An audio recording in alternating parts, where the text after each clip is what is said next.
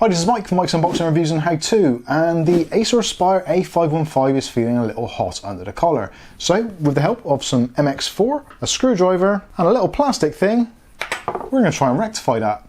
Keep watching to find out more.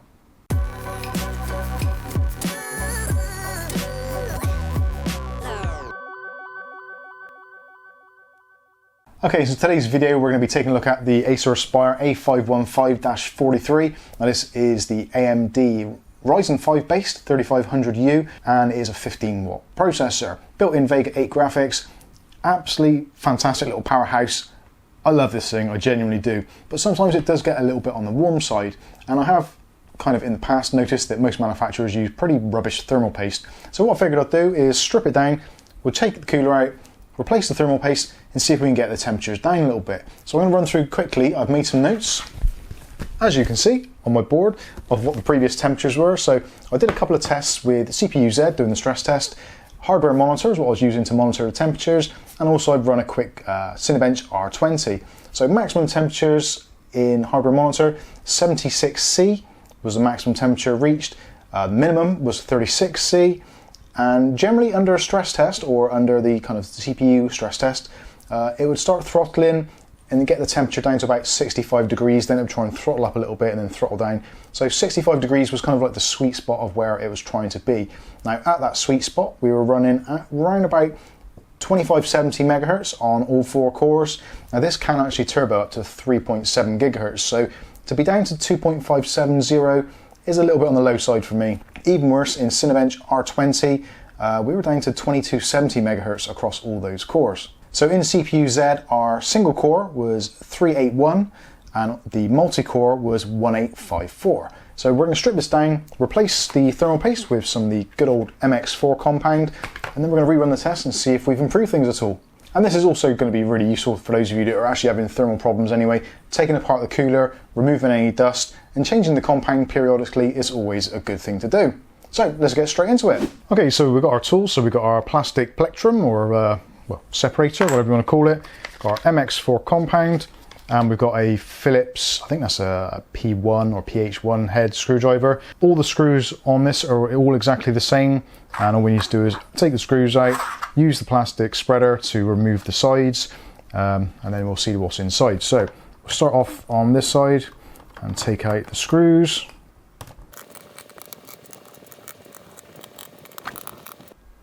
So once you've got all the screws out, all you need to do is take your plastic spludger and then just go around the sides and lever these bits up, and you should hear some clicks.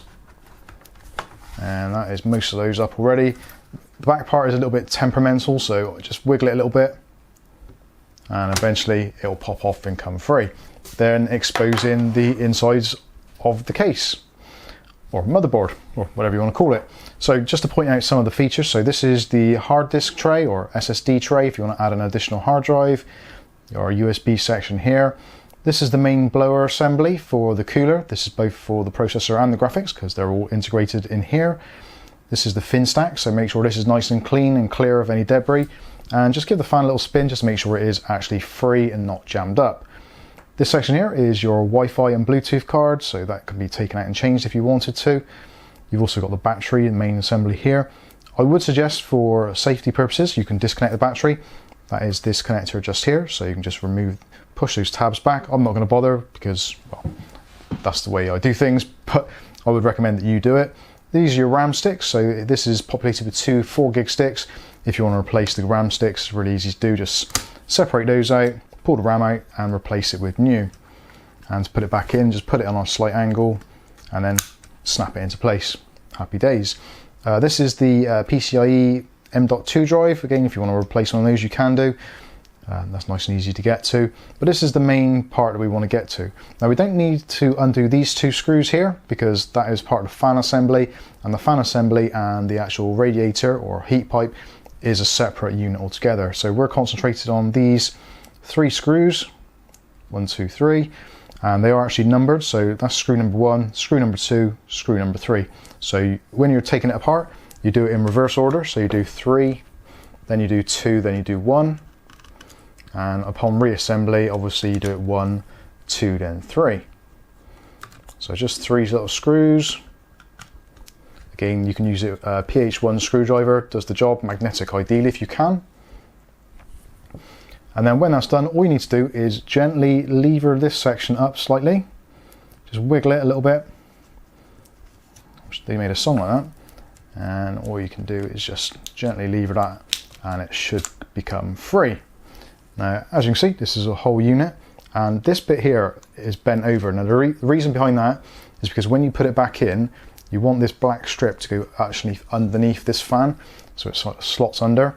Otherwise, you end up doing this and then you block off the fan, block off the grill altogether. So what we're going to need to do now is to grab ourselves a little bit of cloth or some alcohol and just give this plate a good clean and also remove any of the excess paste on the CPU.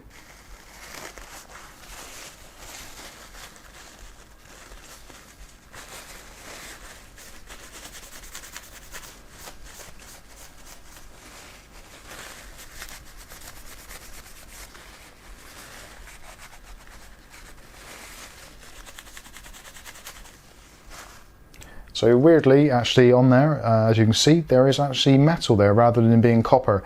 I would have expected to see that as being a copper plate on there. It does the job, just about. So the next thing to do is to give the CPU a little bit of a wipe over, just to remove any excess.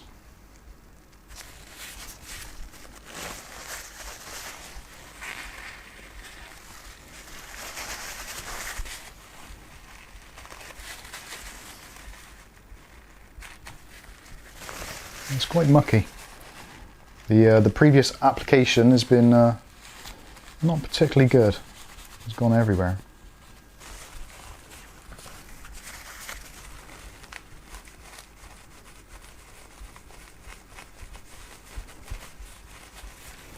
Be careful when you're doing this because there is surface mounted components there which you don't want to damage.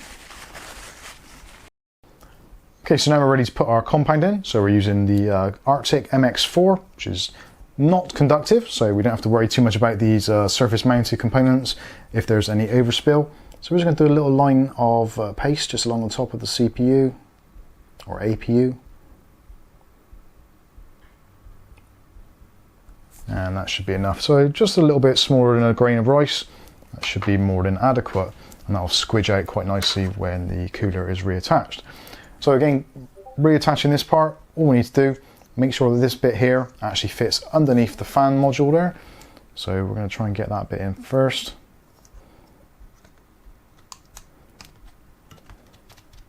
And then we can line up the screws. And that fits in together nicely. So now what we need to do is to replace the screws in the opposite order. So number one, first of all.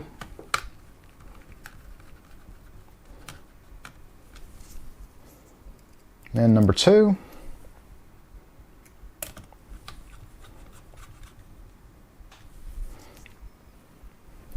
And finally, number three.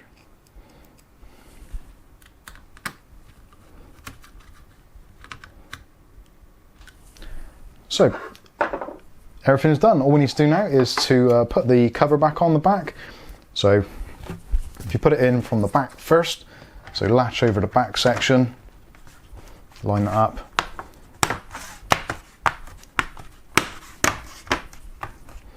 And then just go around firmly pressing. And you should find that everything goes back in nicely. And then it's just a matter of reapplying or reattaching and tightening up all of the screws. I'll start in the center and then I'll work my way from the corners inward on each side. This actually makes the plastic fit quite nicely. So if you just start in opposing corners and then gradually work your way inward. Obviously, if you got to this point and you've forgotten to reconnect the battery, I'm going to take it all apart again and start again. So that is everything done. So now all we need to do is fire it back up and we'll run some benchmarks. Okay, so we've done everything. We've ran Cinebench again, measured the temperatures, all that kind of stuff, and it is really good, actually fantastic results. To be honest with you, this MX4 essentially has been like overclocking in a tube. It's done wonders for it. So immediately the first thing I noticed was the fan is ramping up a lot less. It seems a lot quieter. So if you're finding your Acer Aspires a little bit on the noisy side, then definitely crack out the MX4, because you will notice it's like night and day difference. It is so much quieter. For me, this is going to be brilliant for the streams that we do. Quite often we do a stream for like 2 hours, so the unit does tend to get quite warm. So hopefully this is going to reduce the fan noise and the distractions for the viewers. But anyway, moving on. So currently we've got similar sort of temperatures. So the lowest temperature was 36 degrees C, which I think is pretty much the lowest it's going to get anyway. We maxed out at 76 degrees C. But what I was finding is the cores were all boosting considerably higher.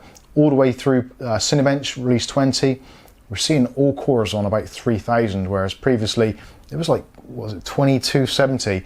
It did eventually drop down to about 2350, 2340, that kind of measurement. But we're looking at about 100 megahertz per core each towards the end of what is a very stressful test. Now, in the other results, the standard CPU-Z, the kind of the benchmark test, previously we got 1854, and that's jumped up massively on the multi-core to 1905. So that is a huge increase. The single core, we went from 381 to almost 400, so 398. So again, big jumps, big numbers. And also in Cinebench, we went from a 1083 up to a 1235.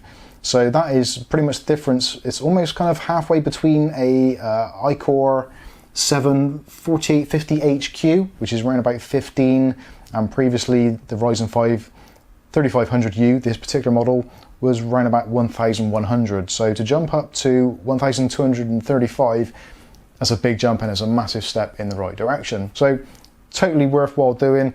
For the amount of time it takes to do it, it's kind of like a 5-10 minute job to do, even for the kind of unexperienced. Yeah, grab yourself some MX4. I'll put some links for the MX4 in the description below. You can check out for yourself from Amazon, etc. They do other sizes, so you can get a smaller one, so if you don't want to spend quite so much money. But this one was actually a really good bargain. This was like $4.99 for the, I think it's the 8-gram version. So yeah, definitely worth picking up some MX4 for your laptop, for your desktop, whatever it may be. The proof is in the pudding, as they say. So anyway, this has been how to replace the thermal paste on your Acer Aspire A515-43. I've been Mike, this is Mike's Unboxing Reviews and How To, and hopefully we'll see you in the very next video. Thanks for watching.